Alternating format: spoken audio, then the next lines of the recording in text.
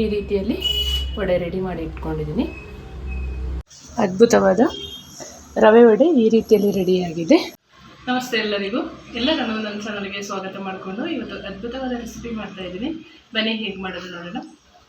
ಉದ್ದಿನೊಡೆಯಷ್ಟೇ ರುಚಿಯಾದ ಕರಂ ಕುರುಮಾದ ರವೆ ವಡೆಯನ್ನು ಮಾಡ್ಕೊಳ್ಳೋಣ. ಅಷ್ಟೇ ಚೆನ್ನಾಗಿರುತ್ತೆ.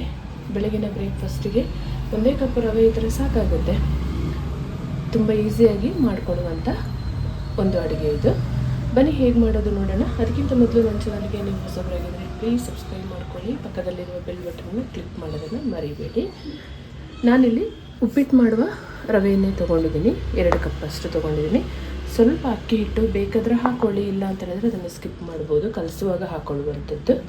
ಒಂದು ಪಾತ್ರೆ ಬಿಸಿಗೆ ಇಟ್ಕೊಂಡಿದ್ದೀನಿ. ಯಾವ ಕಪ್ಪಲ್ಲಿ ರವೆ ತೊಗೊಂಡಿದ್ದೀನಿ ಅದೇ ಕಪ್ಪಲ್ಲಿ 1-2ರಂತೆ ನೀರು ಹಾಕ್ಕೊಳ್ತಾ ಇದ್ದೀನಿ. ನೀರು ಬಿಸಿ ಆಗಲಿ. ಸ್ವಲ್ಪ ತುಪ್ಪ ಹಾಕ್ಕೊಳ್ಳೋಣ. ನೀರು ಬಿಸಿ ಆದ ಮೇಲೆ ರುಚಿಗೆ ತಕ್ಕಷ್ಟು ಕಲ್ಲುಪ್ಪನ್ನು ಬಳಸ್ತಾ ಇದ್ದೀನಿ. ನೀರು ಈ ರೀತಿಯಲ್ಲಿ ಬಿಸಿ ಆಗುವಾಗ 1 ಚಮಚದಷ್ಟು ತುಪ್ಪ ಹಾಕ್ಕೊಳ್ತೀನಿ. ನೀವು ತೆಂಗಿನೆಣ್ಣೆ ಆದರೂ ಹಾಕೋಬಹುದು. ಸ್ವಲ್ಪ ಜೀರಿಗೆ, ಸ್ವಲ್ಪ ಕ್ರಷ್ ಮಾಡಿದ ಪೆಪ್ಪರ್ ಕಾಳು, ಸ್ವಲ್ಪ ಸಣ್ಣದಾಗಿ ಕಟ್ ಮಾಡಿದ ಕೊತ್ತಂಬರಿ ಸೊಪ್ಪನ್ನು ಹಾಕ್ಕೊಂಡು ಮಿಕ್ಸ್ ಮಾಡ್ಕೊಳ್ಳೋಣ ಒಮ್ಮೆ.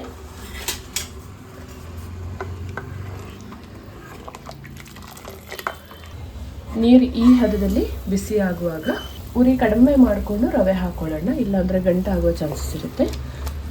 ಕೈ ಬಿಡದೆ ತಿರುಗಿಸ್ಕೊಳ್ಬೇಕು. 4 ನಿಮಿಷ ಮುಚ್ಚಿ ಬೇಯಿಸ್ಕೊಂಡ್ರೆ ಚೆನ್ನಾಗಿ ರವೆ ಹರಳುತ್ತೆ.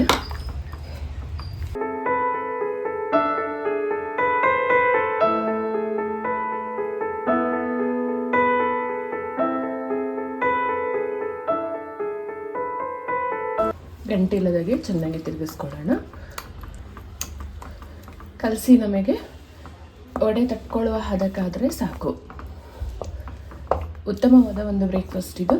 ಈವ್ನಿಂಗ್ ಸ್ನ್ಯಾಕ್ಸ್ ಥರ ಕೂಡ ಮಾಡ್ಕೋಬೋದು. ಮುಚ್ಚಿ ಒಂದು 5 ನಿಮಿಷ ಅರಳಲು ಬಿಡೋಣ. ರವೆ ಹಿಟ್ಟನ್ನು ಒಂದು ತಟ್ಟೆಗೆ ಹಾಕ್ಕೊಳ್ಳೋಣ. ಇಷ್ಟು ಗಟ್ಟಿ ರೆಡಿ ಮಾಡ್ಕೋಬೇಕು.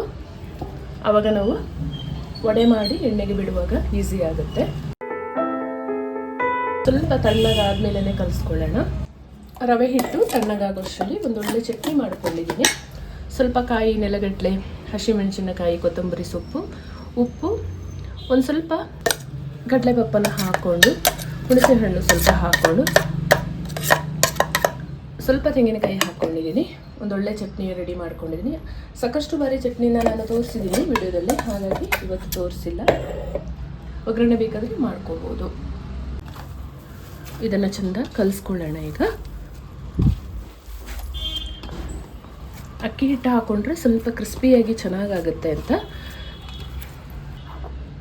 ಒಂದು 3 ಟೇಬಲ್ ಸ್ಪೂನ್ ಅಷ್ಟು ಅಕ್ಕಿ ಹಿಟ್ಟನ್ನು ಸೇರಿಸ್ಕೊಳ್ತಾ ಇದ್ದೀನಿ. ಸಾಕಾಗುತ್ತೆ ಅಷ್ಟೇ.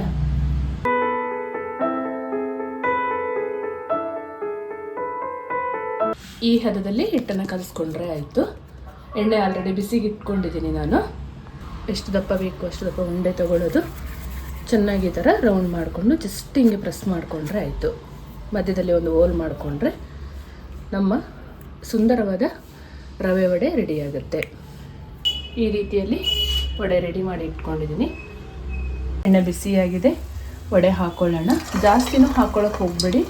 ಒಂದು 5ರಿಂದ 6 ಹಾಕ್ಕೊಳ್ಳಿ. ಆವಾಗ ಬೇಗ ಫ್ರೈ ಆಗುತ್ತೆ. ಒಂಬಣ್ಣ ಬರುವ ಹಾಗೆ ಫ್ರೈ ಮಾಡಿಕೊಂಡ್ರೆ ಆಯಿತು. 2 ಬದಿ ತಿರುಗಿಸಿ ಚೆನ್ನಾಗಿ ಬೇಯಿಸ್ಕೊಳ್ಬೇಕು. ನೋಡಿ, ನಮ್ಮ ರವೆ ವಡೆ ಈ ಹದದಲ್ಲಿ ರೆಡಿ ಆಗುವಾಗ ತಗೊಳ್ಳೋಣ. ಒಂಬಣ್ಣ ಬಂದಿದೆ. ಇಷ್ಟಾದರೆ ಸಾಕು. ಒಳಗಡೆ ಸಾಫ್ಟಾಗಿ, ಹೊರಗಡೆ ಕ್ರಿಸ್ಪಿಯಾಗಿರುತ್ತೆ. ಅದ್ಭುತವಾದ ರವೆ ವಡೆ ಈ ರೀತಿಯಲ್ಲಿ ರೆಡಿಯಾಗಿದೆ. ನೋಡಿ, ಕ್ರಿಸ್ಪಿಯಾಗಿ ಒಳಗಡೆ ಸಾಫ್ಟಾಗಿ ರೆಡಿಯಾಗಿದೆ. ತುಂಬ ಚೆನ್ನಾಗಿರುತ್ತೆ. ಚಟ್ನಿ ಜೊತೆ ಟೇಸ್ಟ್ ಮಾಡೋದು. ಕೆಂಪು ಚಟ್ನಿ ಕೂಡ ರೆಡಿಯಾಗಿದೆ, ಗ್ರೀನ್ ಚಟ್ನಿ ಕೂಡ ರೆಡಿಯಾಗಿದೆ. ತುಂಬ ಅದ್ಭುತವಾಗಿದೆ. ತಪ್ಪದೆ ಒಂದು ಸಲ ನೀವು ಟ್ರೈ ಮಾಡಿ. ಶುಗರ್ ಪೇಷಂಟ್ ಅವರು ಕೂಡ ಇದನ್ನು ತೊಗೋಬೋದು, ಯಾಕೆಂದರೆ ರವೆ ಎಲ್ಲ ಮಾಡಿರೋದ್ರಿಂದ. ಹಾಗೆಯೇ ನನ್ನ ಚಾನಲ್ಗೆ ನೀವು ಹೊಸಬರಾಗಿದ್ದರೆ ಪ್ಲೀಸ್ ಸಬ್ಸ್ಕ್ರೈಬ್ ಮಾಡ್ಕೊಳ್ಳಿ, ಪಕ್ಕದಲ್ಲಿರುವ ಬೆಲ್ ಬಟನನ್ನು ಕ್ಲಿಕ್ ಮಾಡೋದನ್ನು ಮರಿಬೇಡಿ. ಮುಂದೆ ಅದ್ಭುತವಾದ ರೆಸಿಪಿಯೊಂದಿಗೆ ನಿಮ್ಮನ್ನು ಭೇಟಿಯಾಗ್ತೀನಿ. ಧನ್ಯವಾದಗಳು.